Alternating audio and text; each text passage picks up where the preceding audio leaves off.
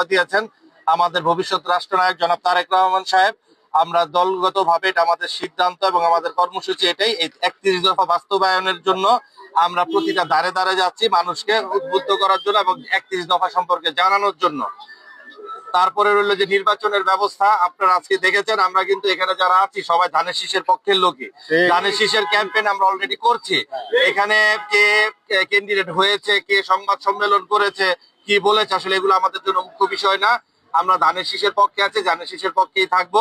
তবে মনোনয়ন নিয়ে এখানে অসন্তুষ্টের যে ব্যাপারটা আছে সেটা আমি আজকে আপনাদের ক্লিয়ার করি। আমাদের যাকে এখন সম্ভাব্য প্রার্থী হিসেবে দেওয়া হয়েছে উনি অত্যন্ত সম্মানিত একজন ব্যক্তিত্ব, একজন সিআইপি। আমি ওনার কাছে একটাই সাধারণ প্রশ্ন থাকবে, আল্লাহ আপনাকে সম্মান দিয়েছেন, আপনাকে অর্থ করে দিয়েছেন, সবই দিয়েছে, কিন্তু এক একটা রাজনীতিবিদ যারা আছে তারা সবাই এক একটা এম নিয়ে রাজনীতি করে। কেউ হয়তো মেম্বার হবে, কেউ চেয়ারম্যান হবে, একটা টার্গেট নিয়েই মানুষ আগায়। এটা আপনিও যখন ব্যবসা শুরু করেছেন আপনি প্রথমে সিআইপি ছিলেন না, ধাপে ধাপে একটা পর্যায়ে আল্লাহ আপনাকে এই জায়গায় নিয়ে গেছেন। তা আমার ওনার কাছে প্রশ্ন থাকলো, এত দিন যাবত, যুগ যুগ যাবত যারা পরিশ্রম করে এসেছেন, যারা চিন্তা করেছেন যে আমি এই পজিশনে আমি যাব, আমি এই নির্বাচনটা আমি এইভাবে করতে চাই, আমার মনে হয় আপনি সম্মানিত ব্যক্তি, সম্মানের জায়গায় থাকা উচিত ছিল। আপনার এই নির্বাচনের মধ্যে হঠাৎ করে জয়েন করে এসে এই নির্বাচনে আপনি প্রার্থী হওয়াটা, এটা তৃণমূলের জন্য আসলে এটা একটা বিব্রতকর একটা সিচুয়েশনই হয়ে গেছে। তারপরেও আমাদের দলের সিদ্ধান্ত চূড়ান্ত, যখন আপনার চূড়ান্ত মনোনয়নের প্রশ্ন আসবে, চূড়ান্ত মনোনয়ন আসবে, তখন আমরা প্রার্থীর নাম, আর এছাড়া তো আমরা আজকে ধানের শীষে ভোট চাচ্ছি, ধানের শীষে ভোট যেহেতু চাচ্ছি, প্রার্থীর নাম বলা না বলা তাতে এখানে খুব একটা কিছু আসে যায় না। প্রার্থীর সাথে বসলাম, চা খাইলাম, তার সাথে যে মিছিল মিটিং প্রসেশন করলাম, এটাই তো নির্বাচন না। আমরা আলটিমেটলি এখানে যারা আছি সবাই শহীদ রাষ্ট্রপতি জিয়াউর রহমানের আদর্শে বিশ্বাসী, আমাদের নেত্রী বেগম খালেদা জিয়া, আমাদের ভবিষ্যৎ রাষ্ট্রনায়ক জনাব তারেক রহমান, আমরা তাদের নেতৃত্বের উপর অবিচল আস্থা নিয়ে আছি। তাদের সিদ্ধান্তটাই আমাদের সকলের জন্য চূড়ান্ত।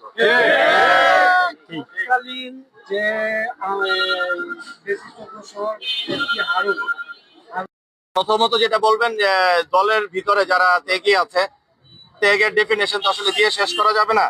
তো এখানে সকলেরই, এখানে যারা সম্ভাব্য প্রার্থী ছিলেন, যাদের আকাঙ্ক্ষা ছিল, সকলেই মনুকুটা এবং তাদের সকলেরই কিন্তু বড় একটা কর্মী বাহিনী আছে। বিগত দিনে রাজনীতি করতে করতে এটা হয়েছে, একদিনে হয় নাই। আপনি যদি মনে করেন একদিনে একটা কিছু একটা কাগজ নিয়ে এসে সবাই আপনার পক্ষে করে দিবেন, জিনিসটা আসলে এরকম না। ডে বাই ডে কাজ করতে করতে করতে করতে আদর্শিক ভাবে সবার সাথে সবার একটা সম্পর্ক হয়েছে, এটা সবার ভিতরে রক্তক্ষরণ হয়েছে, সবারই এটা বিবেকে এটা বাধা খেয়েছে যে আমরা 17 বছর আন্দোলন সংগ্রামের মধ্যে ছিলাম, সেখানে হঠাৎ করে একজন জয়েন করে আসার পরেই কেন তাকে মনোনয়ন দেওয়া হবে। তবে আপনি যে প্রশ্নটা পরে করেছেন, যদি চূড়ান্ত মনোনয়ন তাকেই রাখা হয়, তা আমি প্রথমে আশা করব আমাদের এখানে আমাদের দেশ নেত্রী বেগম খালেদা জিয়া এবং আমাদের ভবিষ্যৎ রাষ্ট্রনায়ক জনাব তারেক রহমান সাহেব বিবেচনা করে ত্যাগীদের মধ্য থেকে মূল্যায়ন করবেন, এটা আমি বিশ্বাস করি। শেষ পর্যন্ত এটাই হবে। এবং যদি এটার ব্যত্যয় ঘটে, কোনো কারণে যদি ওনাকে রাখা হয়, আমরা তো বললাম আমরা কেউ দলের বাইরে না, আমাদের নেতা নেত্রীর সিদ্ধান্তটা চূড়ান্ত। সে সাথে মনে রাখতে হবে, বর্তমান জেনারেশন, বর্তমান ভোটার, এটা কিন্তু কারো কর্মচারী না। নেতারা সব এক হয়ে গেল আর ভোটাররা যে ভোট দিয়ে ফেলবে, ব্যাপারটা এরকম না। ভোটের রাজনীতিটাও আপনার মাথায় রাখতে হবে, যে ভোটারদের চিন্তা ভাবনার চেতনাটা মাথায় রাখতে হবে। সবকিছু বিবেচনা করেই আগামীতে এই মনোনয়নের ব্যাপারে সিদ্ধান্ত নেবেন বলে আমি আশা করি। আগামী 13 তারিখ আমরা ইনশাল্লাহ আগামীকাল রাত্রে থেকেই আমরা এটা সচেতন থাকবো, যেন জনগণের জানমালের কোনো ক্ষতিগ্রস্ত না হয়। এর সাথে আপনাকে একটা কথা বলি, কোনো দিন তারিখ ধার্য করে দিয়ে কোনো বিপ্লব সংগঠিত করা সম্ভব না। এর আগেও তো কত প্রোগ্রাম হয়েছে, 5 তারিখটা কেউ স্পেসিফিক বলে দিছিল যে 5 তারিখেই হবে, ঘটবে ঘটনা। বিপ্লব কোনোদিন একটা দিন তারিখ দিয়ে বিপ্লব সংগঠিত করা সম্ভব না। যে দিন বিপ্লব সংগঠিত হবে ওই দিনের উচিত এই তারিখটা আপনার সমৃদ্ধ হয়ে যায়, কোনো তারিখ আগে ঘোষণা করে এগুলো হয় না। দ্বিতীয় কথা হচ্ছে, আমি বলবো যে এমনিই তো উনি চলে গেছেন, এরপরে এইসব ঘোষণা টোষণা দিয়ে অন্য অন্য যারা নেতাকর্মী আছেন তারাও এখন ক্ষতিগ্রস্ত হচ্ছে। এটা আমাদের জনমনে একটা আশঙ্কা যে কি কোন ধরনের ঘটনা ঘটতে পারে।